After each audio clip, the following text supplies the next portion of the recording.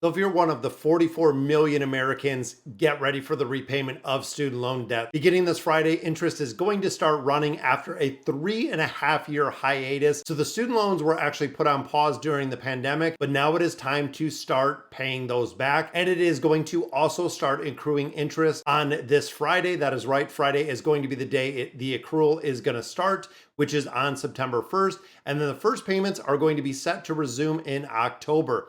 So what does this mean, guys? The repurposing or the paying back of loans, there's roughly 20% of those 44 million Americans that borrowed during the pandemic, which means they have never had to pay back student loans because one, they were in school, and two, it was not to the repayment period.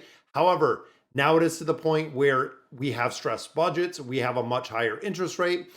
The income is down kind of across the board. Consumer price index is very high. And now we're going to couple that with the student loan payments. This is going to be a really scary fact, guys. We're going to run through the details of this.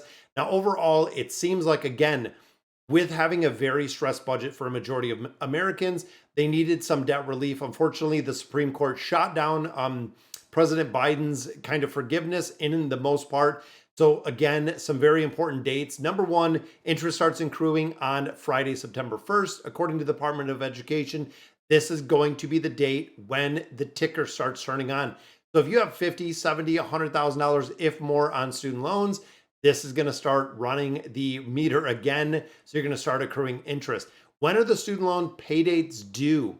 So you will start receiving notices throughout the month. You should receive a billing statement or notice at least 21 days before the bill is done.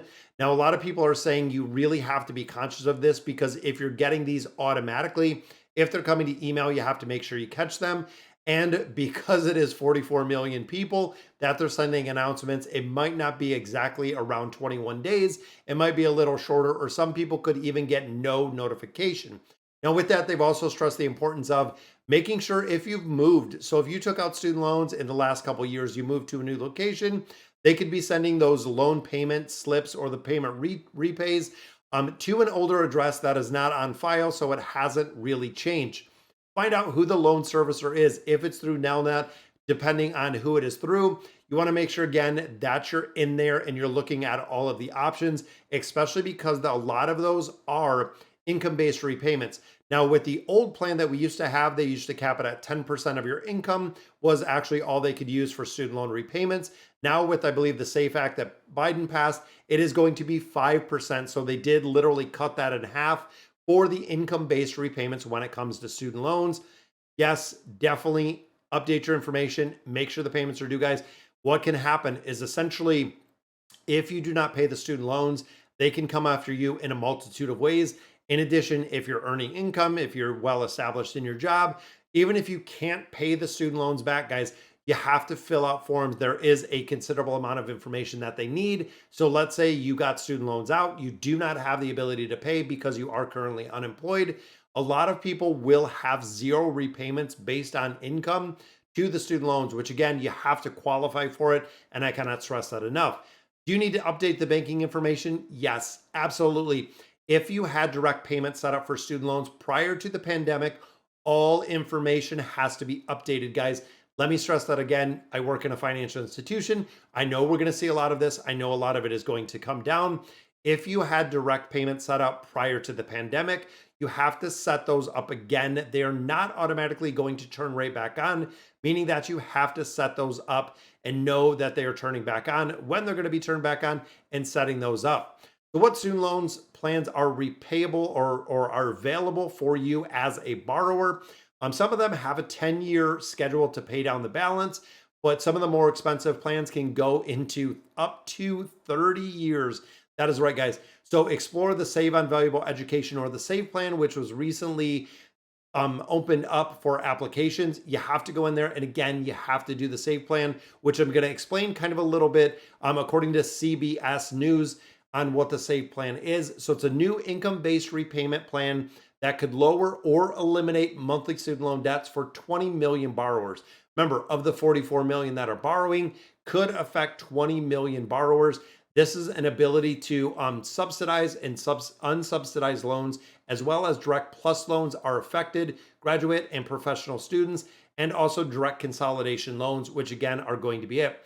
Really big thing with this is the income-based repayment up to 5% of the discretionary income, which is huge, but the 5% rate doesn't go in effect until mid 2024.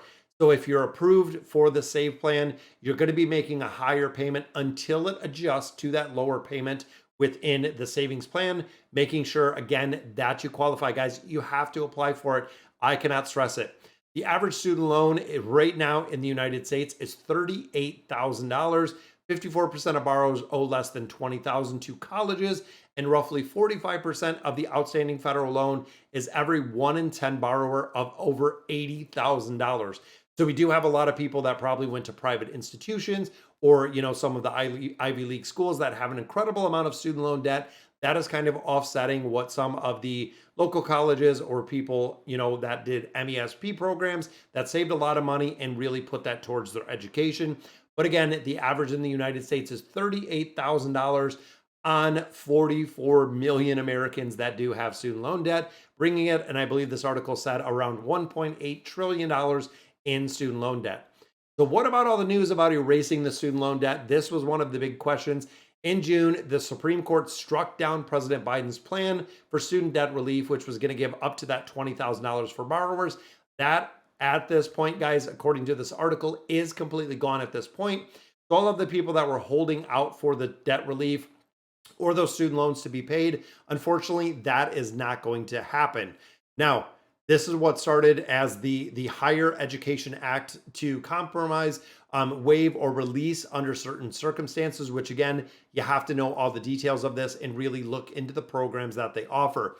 So guys, looking even at a $70,000 student loan, which I know is a little bit above average, but they're saying that is going to be roughly $800 a month for the student loan payments based on the income-based repayment. So if you're thinking that you're really struggling now, as you're spending, this is going to be a point where it is going to have a major impact on the budget. So you really do need to sit down, figure out exactly what the payments are going to be on these student loans. Also, the multitude of student loans that you have. What do the payments look like? How is it going to work into the budget with even the income-based repayments? There's a lot of different calculators, but again, you have to go in there and you have to figure out exactly what information you need, what the payment's going to look like, update your banking information, update your address, make sure everything is correct, because if these student loans start falling behind, not only can it tank your credit, and it will completely affect your credit if you are missing these student loan payments. But again, there are a lot of individuals that have never paid student loan payments at this point. So this is all brand new for them, getting everything set up so you can go ahead and start those student loans. All right, guys, that'll do it for today's video. Let me know in the comments what you guys think about the student loan repayment, exactly how you're going to be addressing this or kind of facing it head on. Again, there's a lot of things that you do have to do as we hit this repayment phase, including just having enough money to pay it. So again, that'll do it for today's video. Let me know in the comments what you guys think. And as always, thank you guys for watching.